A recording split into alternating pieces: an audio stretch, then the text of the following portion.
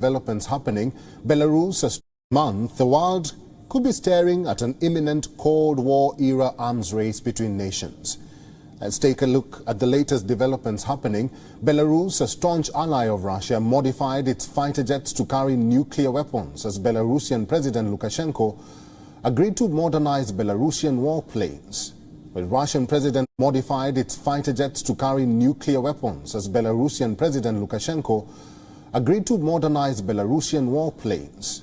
The Russian President Vladimir Putin and has warned that the Russian ally would react immediately if the West causes any problems.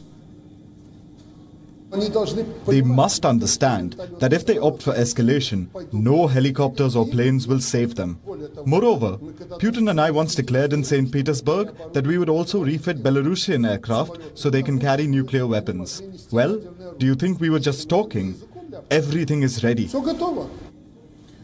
Lukashenko did not go into much details. The process of transfer of the weapons from Moscow is still unclear. President Lukashenko's latest warning suggests that Russia can use these jets to transport weapons. Meanwhile, an Israeli satellite intelligence firm claims that Russia has shipped its advanced S-300 air defense system in Syria back home. Published images show that the S-300 system, stationed near the city of Masyaf in northwestern Syria, had been taken apart in recent weeks. The system had been in the area for several years.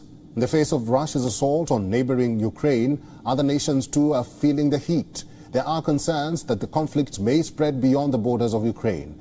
Let's try to look at some recent developments.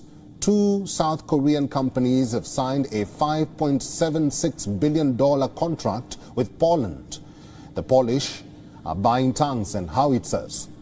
The contract signed in Poland is part of South Korea's biggest ever arms deal, clinched last month with Poland.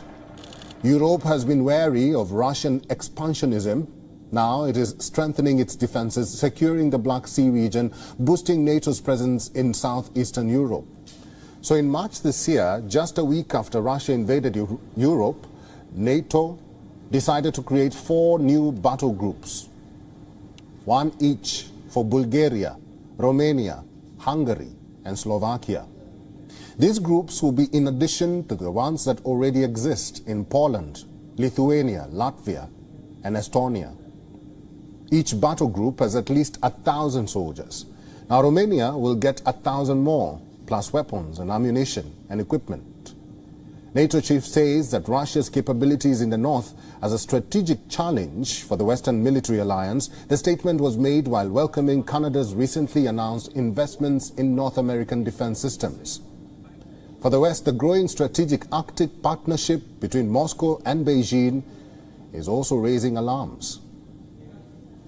NATO's new strategic concept identifies Russia's capabilities in the High North as a strategic challenge for the whole alliance. Russia has set up a new Arctic command. It has opened hundreds of new and former Soviet-era Arctic military sites, including airfields and deep water ports. Russia is also using the region as a testbed for many of its new novel weapon systems. Beijing and Moscow have also pledged to intensify practical cooperation in the Arctic. This forms part of the deepening strategic partnership that challenge our values and our interests.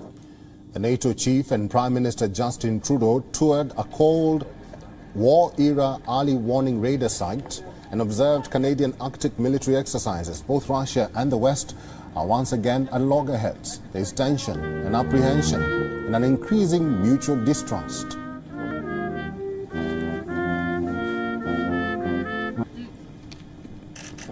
And for more on this, we are now being joined by Kadira Pethiagoda from